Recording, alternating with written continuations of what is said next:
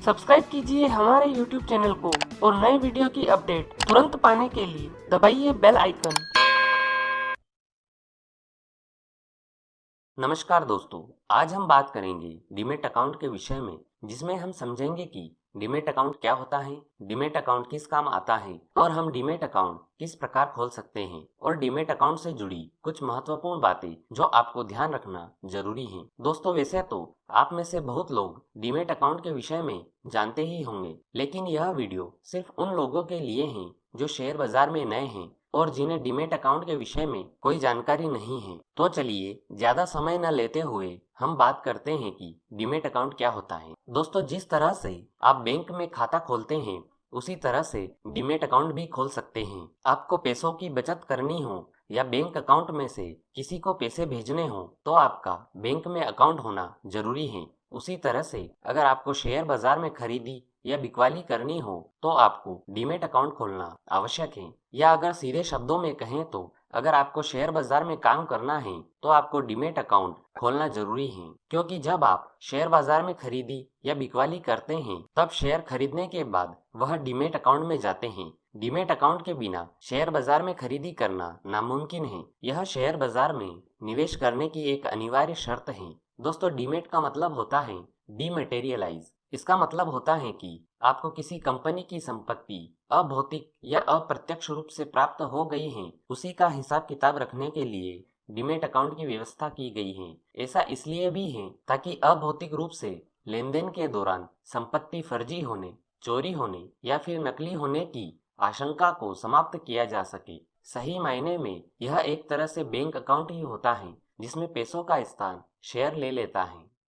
दोस्तों, अब हम बात करते हैं कि डीमैट अकाउंट किस प्रकार खोला जाता है। दोस्तों, डीमैट अकाउंट आप किसी भी सरकारी या प्राइवेट बैंक में जाकर खुलवा सकते हैं या फिर आप किसी स्टॉक मार्केट ब्रोकर या सब ब्रोकर जो कि सेबी द्वारा रजिस्टर हो उसके पास जाकर डीमैट अकाउंट खुलवा सकते हैं। डीमैट अकाउंट खुलवाने के लिए आपको डीपी यानी कि डिपॉजिटरी पार्टिसिपेंट्स को संपर्क करना पड़ता है। डीपी यह एक बैंक की शाखा की तरह ही होती है। जैसे कि बैंक में हमें पासबुक और स्टेटमेंट मिलता है, उसी तरह डीपी में भी हमें समय समय पर अपने शेयर का स्टेटमेंट मिलता रहता है। आप इन सभी जगह जाकर अपना डीमैट अकाउंट खुलवा सकते हैं, लेकिन सबसे अच्छा तो यही होगा कि आप जहां अपना ट्रेडिंग अकाउंट खुलवा रहे हैं आप वहीं पर अपना डीमैट अकाउंट खुलवाइए, जिससे कि आपके सौदे आसानी से और कम समय में हो जाए। जब आप डीमैट अकाउंट खुलवाने जाएंगे तो आपसे कुछ जरूरी दस्तावेज मांगे जाएंगे, जैसे कि बैंक खाते का सबूत यानी कि पासबुक की जेरोक्स कॉपी, पैन कार्ड, आधार कार्ड या वोटर कार्ड और कैंसल चेक। इन सभी दस्तावेजों की जेरोक्स कॉपी देनी पड़ती है। ओरिजिनल दस्तावेजों की वेरिफिकेशन के समय जरूरत पड़ सकती है और इसके साथ ही आपका पासपोर्ट साइज फोटो भी देना पड़ता है। डीमैट अकाउंट खोलने के लिए आपको एक फॉर्म भरना पड़ता है। अकाउंट खुलने के बाद आपको क्लाइंट आईडी मिलती है, जिसे अकाउंट नंबर भी कहा जा सकता है।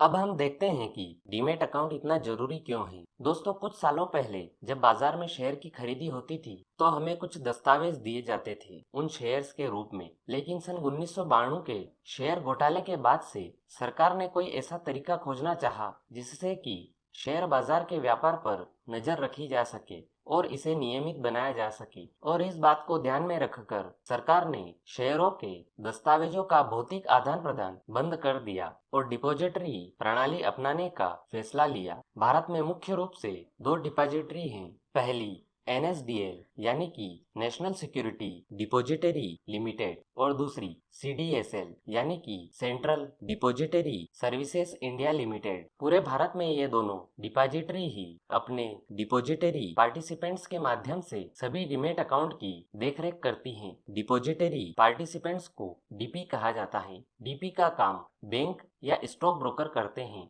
आपको अपना डीमैट अकाउंट खुलवाने के लिए इन्हीं डीपी से संपर्क करना पड़ता है। डीपी शेयर बाजार में निवेश करने वाली कई बड़ी कंपनियों से लेकर छोटे छोटे निवेशकों तक के डीमैट अकाउंट खोलने का काम करती हैं। इसके अलावा बहुत सारे सरकारी और प्राइवेट बैंक भी हैं जहां आप अपना डीमैट अकाउंट खुलवा सकते हैं। BSE यानी कि बॉम्बे स्टॉक एक्सचेंज द्वारा प्रमोट की गई डिपॉजिटरी CDSL है और NSDL भारत की पहली डिपॉजिटरी है। यह NSE यानी कि नेशनल स्टॉक एक्सचेंज द्वारा की गई डिपॉजिटरी है।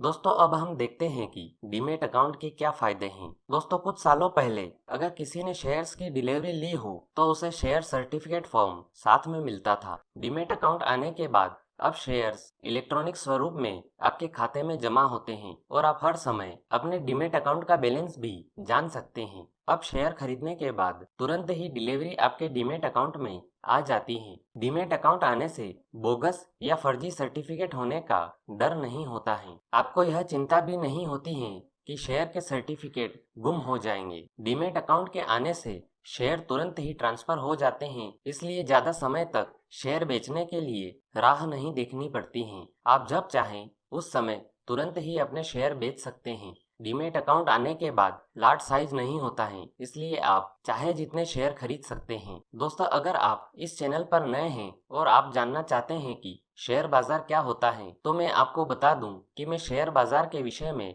पहले ही वीडियो बना चुका हूं। अगर आपने अभी तक यह वीडियो नहीं देखा है तो आप इस वीडियो के डिस्क्रिप्शन में जाकर शेयर बाजार के विषय में पूरी जानकारी देख सकते हैं। तो दोस्तों यह थी डीमेट अकाउंट के विषय में संपूर्ण जानकारी। उम्मीद है आपको यह जानकारी पसंद आई होगी। अगर वीडियो से जुड़ा हुआ कोई भी सवाल आपके दिमाग में है तो आप कमेंट बॉक्स में जाकर पूछ सकते हैं। आज के लिए इतना ही, फिर मिलेंगे। गुड बाय, धन्यवाद।